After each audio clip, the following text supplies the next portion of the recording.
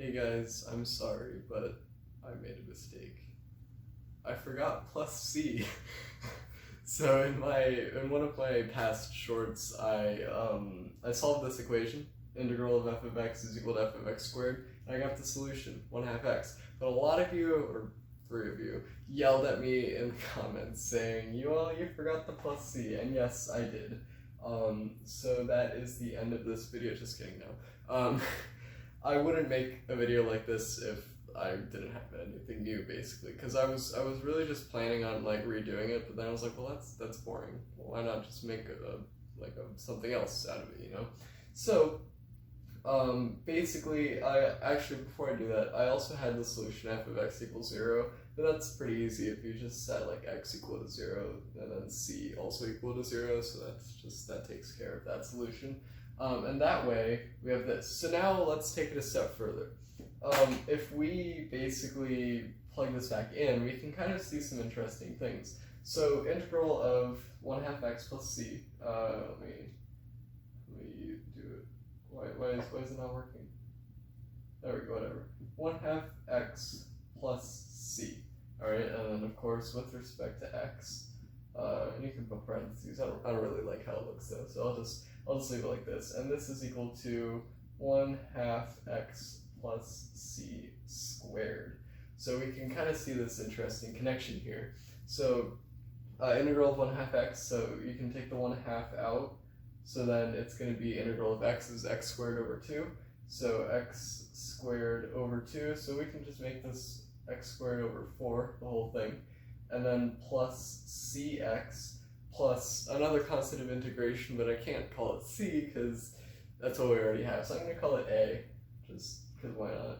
And this is equal to, well, let's just FOIL this out. 1/2 x times 1/2 x is going to be 1/4 x squared, so it's going to be x squared over 4, plus 2 times 1/2 x times c, so that's going to add up to cx, and then plus c squared. And so we can kind of cancel out the terms. These are both the same. And then we get that a is equal to c squared. And I think that's a really interesting thing. Now these are both arbitrary constants, but this is cool because, you know, this constant of integration, the c that we got as our answer, if you plug that back in, you'll get another constant of integration, of course, but it's going to be exactly equal to the first one squared. And I think that's really cool how we have this little connection here. And so really, you know, square root of a is equal to c. So you can kind of just plug this back in, and you'll get, I mean, of course it won't really matter, but it is kind of a little cool thing. So now let's go even further. So let's see. If we have this formula with the square, what about other powers? Like, what about any other power in general, where we can find a formula that we can use and systematically plug in any values for the exponent?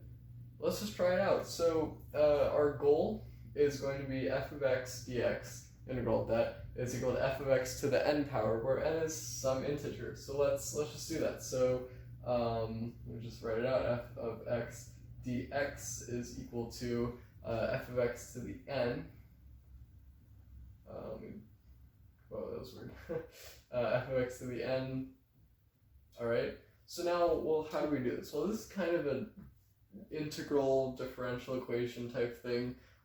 So let's just differentiate both sides like we did in the last video.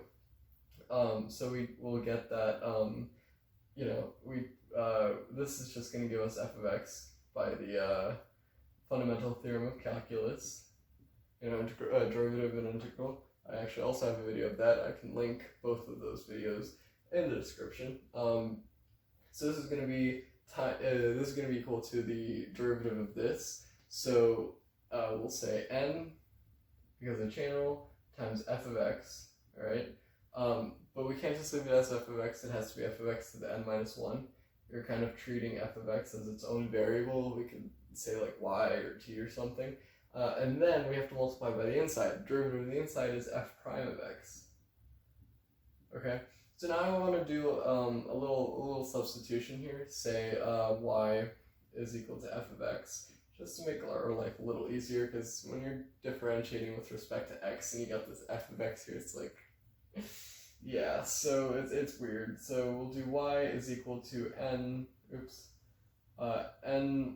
to the n minus 1 times our dy dx. I'm going to rewrite f prime of x as dy dx, just to simplify things out a little bit. We can now divide both sides by y and set everything with y on one side. We don't have any x terms, so we can just leave it like that. Multiply dx on the other side, so we get dx, just by itself, is equal to n times y, and it says n minus 1 minus another y that we have here, so n minus 2 dy, right? So now we can integrate both sides. This is just going to give us an x, and I'll put the constant of integration here because we're going to have to isolate the y. We're going to get a crazy y term. And that's equal to n, we can just take the constant out. So then y, so we're going to add 1 and then divide by that, so it's going to be, actually I'm going to do it like this. So we're going to do n over something times y to the n minus 1, because we're doing n minus 2 plus 1, so n minus 1. And then we're also going to divide by that, so n minus 1. Okay, so then that's really all we need. So now we're just going to isolate y just by doing a few little algebra things. So we get that n minus 1 over n times x plus c. Okay, and then we also raise all of that to the n minus 1 power, to the inverse of that, 1 over n minus 1. And this is equal to y, which was our function of x. And we're basically done. I just want to do another quick simplification. When we have a constant here multiplied by numbers, this is just going to be a new constant. So I'm going to simplify this a little bit and say n minus 1 over n times x. And then we're just going to add a certain constant. I'll make this capital C. And that is all to the 1 over n minus 1 power. So yeah, basically, you're allowed to do this because it's just multiplying a number by another number, and you know. So let's just try to see if this actually holds, if our equation actually holds. So now let's just plug in 2 because our n is equal to 2. So so we're gonna check. So we have this 2. So 2 minus 1 is 1 over 2, yeah, and then we have this x here. So 1/2 x. Let me make the 2 a little more bold here.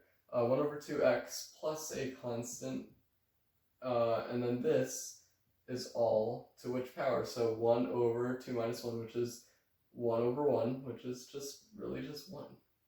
So there we go. So we can even just erase that, erase these parentheses, because we don't need any of this. So 1/2 x plus c is equal to f of x, you know, when n is equal to 2.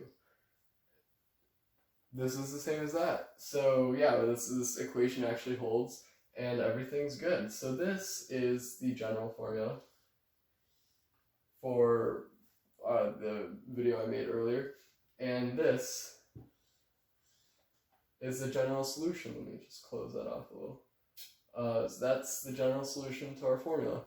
So yeah, I'm sure if you're watching at this point, you probably watched that video, the original video about this equation, but if you didn't, make sure to go watch it. I'll leave a link in the description. So yeah, that's basically it. Thanks for watching, and I'll see you in the next video.